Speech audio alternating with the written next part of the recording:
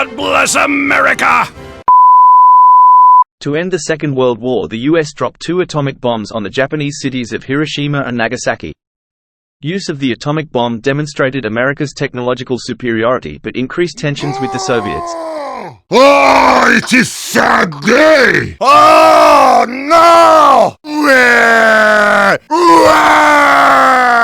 After World War II, Germany was divided between the Western Allies and the Soviet Union. Go ahead and cry, baby. Berlin was located in the Eastern Soviet sector. It was then divided between the US and the Soviets. In June of 1948, the Soviets attempted to gain control of the entire city by cutting off surface traffic to West Berlin.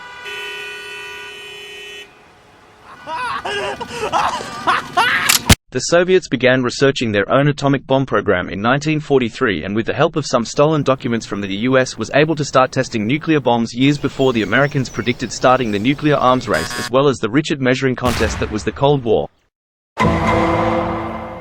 The first tests of the Russian nuclear device, far ahead of America's prediction, and the discovery of the espionage by Klaus Fuchs, created concerns of Russia overtaking the US in arms technology. This spurred American President Harry S. Truman to publicly announce in January of 1950 that the US intended to make a hydrogen bomb. Truman's announcement was hollow because, at that point, no one had a clue how to make a hydrogen bomb, subsequently raising new fears that it might have spurred the Soviets' thermonuclear efforts even faster. The highest priority of the US after that day was to develop new and more potent bombs, so a fallback strategy was also pursued: make the biggest fission bomb possible as well.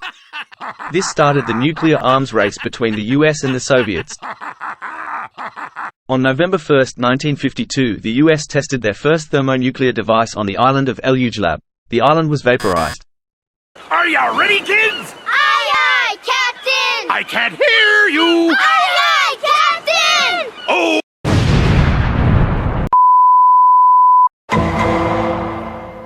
At the end of World War II, Japan ceded control of Korea. The US and the Soviets agreed to split it between each other, with the North controlled by the Soviets and the South controlled by the US. The Soviets helped the people of the North form a communist government. The US in the South helped form a democratic government. When the two major parties withdrew, the high frictions between each sector erupted into war when the North invaded the South. There has never been a signed peace treaty between the nations, and they live in a perpetual ceasefire to this day, with the war never truly ending. And North Korea being a perpetual nuisance to the entire world.